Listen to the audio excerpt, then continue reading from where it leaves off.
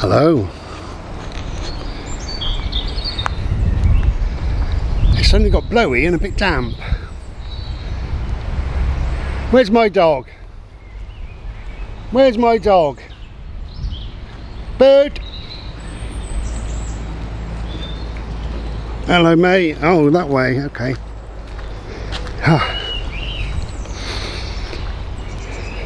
Yeah, so oh, it's not too bad. It's lightening up, it's brightening up now actually. I can feel it. Hello. So as I'm making this, it's National Poetry Day, which is Thursday the 20 something in March, 21st I believe it is. It could be the 20th.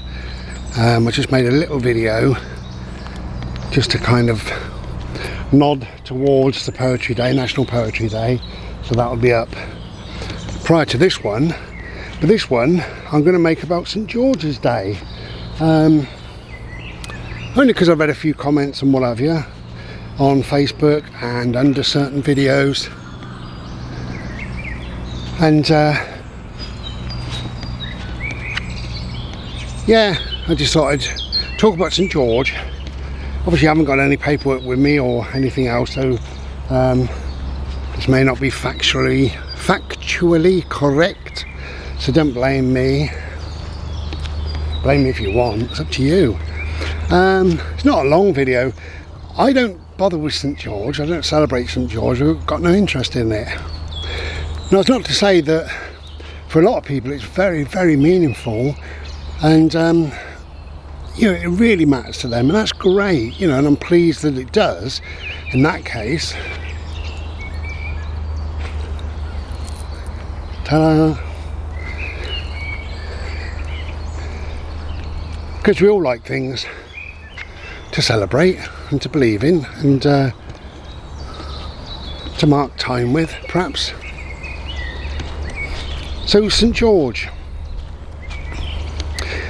Sadly, the connotations now of well, not of St George, of the cross is like a football hooligan or whatever, you know, and it's been like it for some time really. I think that's a real shame, because most people, when they celebrate their national day or their patron saint or whatever you want to call it, it's a sense of pride and empowerment and whatever else they feel that they get from it. But in this country we don't celebrate it really, on the whole. And on the back of that, you know, the football hooligans, etc., that have St George painted on their face, the cross painted on their face or whatever. Look at that dog licking. Bodie, please man. There's going to be a big march on St George is April the 23rd, so there's going to be a big march up in London. And why? You know, what are they hoping to achieve? What are they going to gain from it? And even the word march, I think, can be a bit, Bode, come here love, can be a bit heavy, you know. If you're celebrating a sense of pride in being English, and you like St George, and you've got a St George flag, and you have a few friends round, you have a drink in the garden, or whatever, then that's lovely.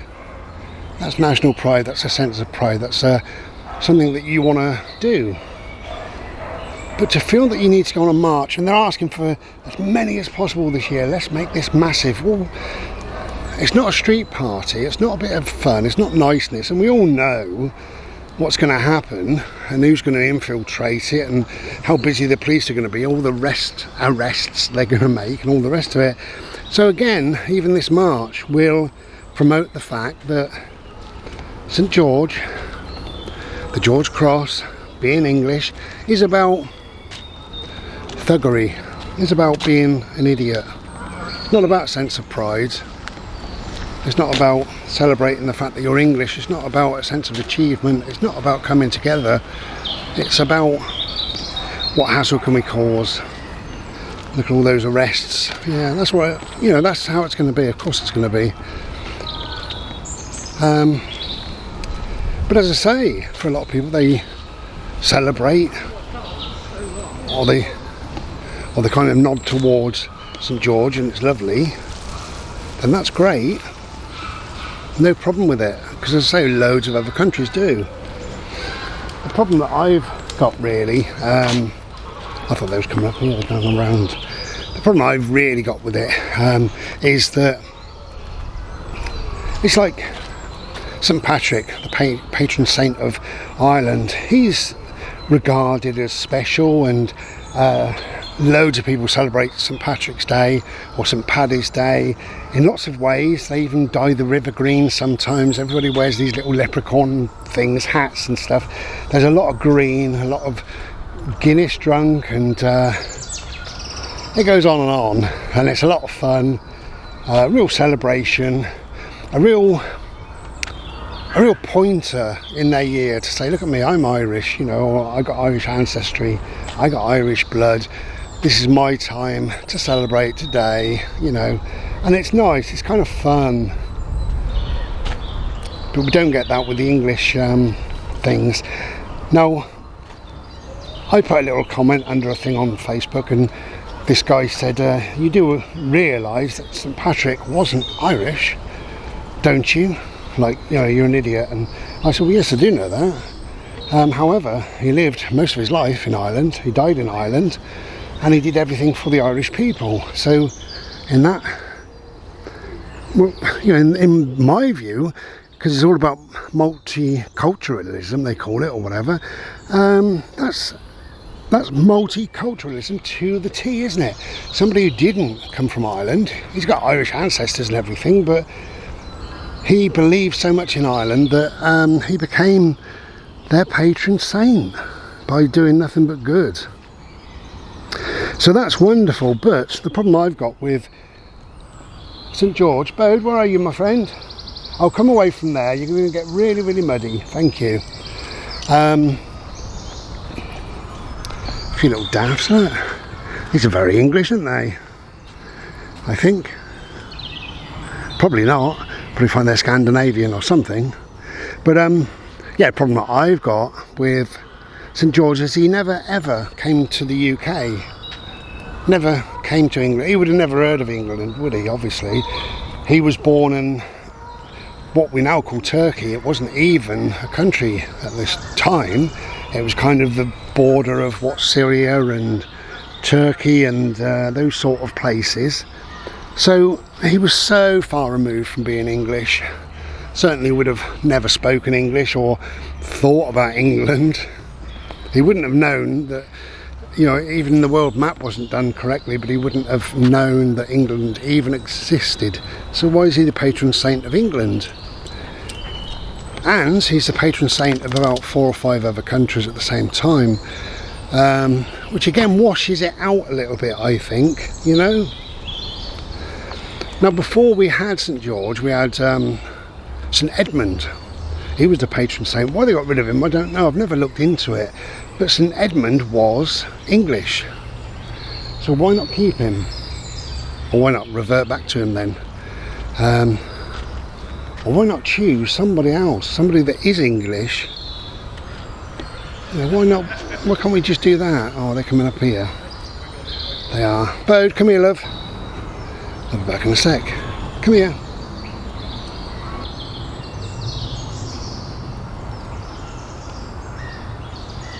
Glorious.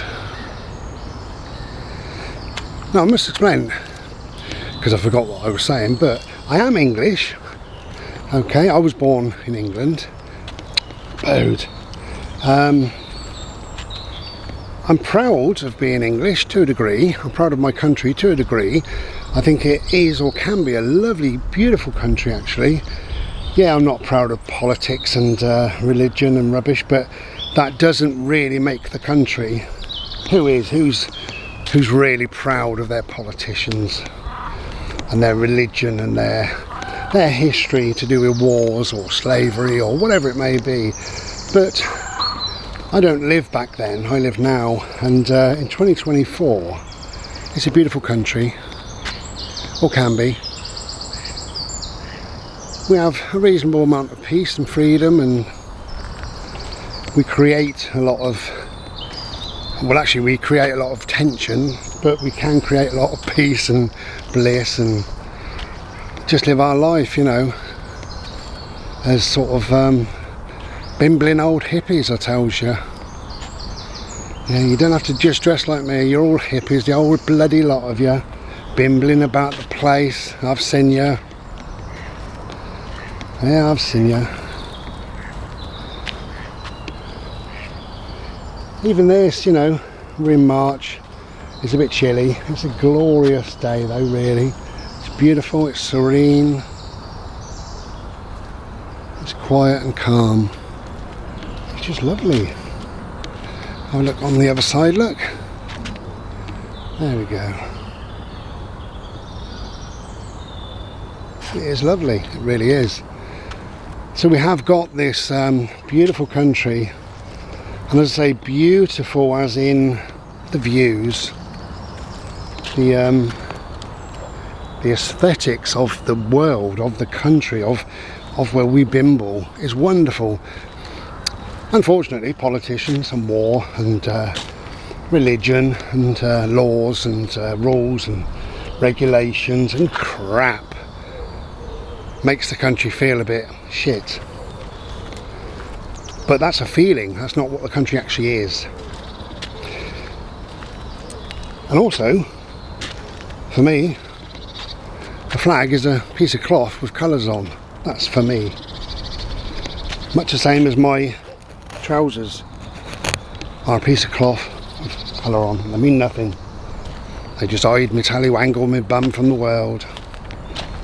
So I know Americans and other countries, they're really into their flags. You know, look at our flag, and if you said something against their flag, woe betide you. Or if you, Bodie, don't pull me. If you were to tread on it or set fire to it or whatever, it's a piece of cloth. And ultimately, it doesn't matter at all. As to what you think and what you believe, it is a piece of cloth. I know the connotations are there. I know what it resembles. I know what it means. You know, what it represents, rather, that word. I know what it represents.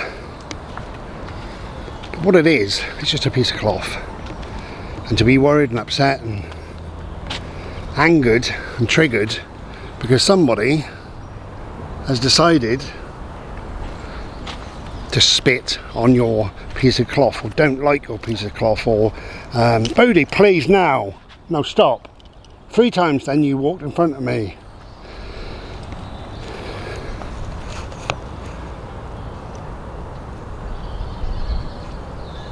So for me, I really just see a flag, any old flag, is just a piece of cloth, you know. Yes, of course, it represents whatever it represents to you, to people, to the country, and worldwide. You know, you hold up your flag and say to the rest of the world, look at this. In theory, people should say, wow, he's English. Or if it's the Union Jack or Union flag, you know, they would say, wow, he's from the UK. That's an important country to belong to. He must be this person or that person or whatever. And actually, it doesn't matter, does it? Ultimately, it really doesn't matter, because the only people that are proud, really, of your country is you, because you live in your country, and that's probably all you've ever known. So ultimately, it doesn't mean a lot. But of course, I said earlier what it kind of represents, you know.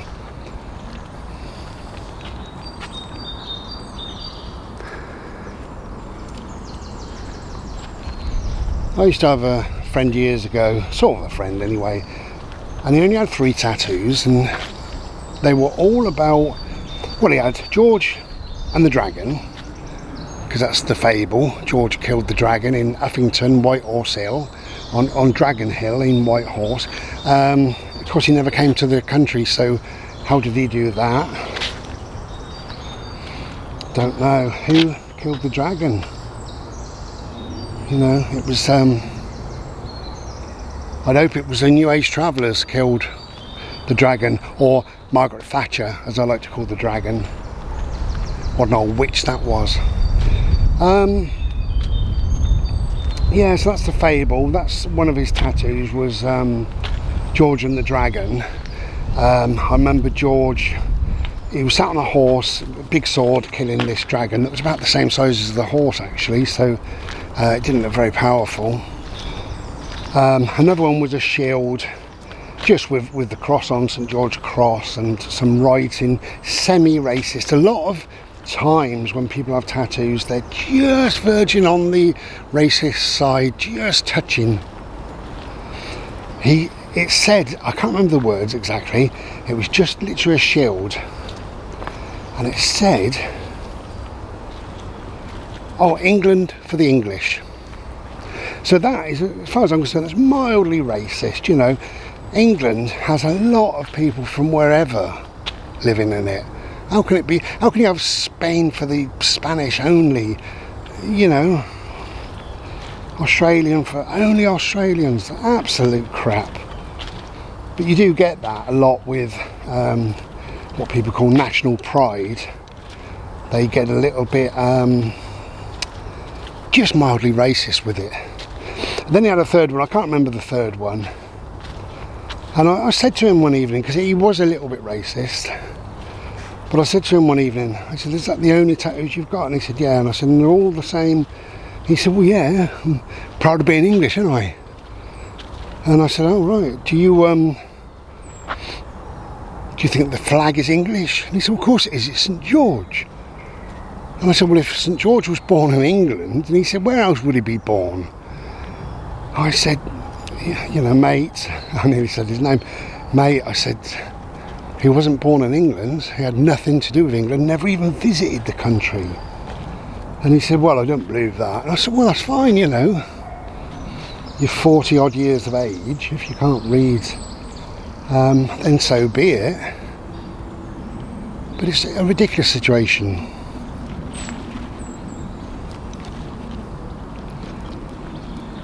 Anyway, so that is for me. Oh, come on, Bode, I'll let you off now because you keep pulling me like mad. Keep coming, keep coming, keep coming. There we go.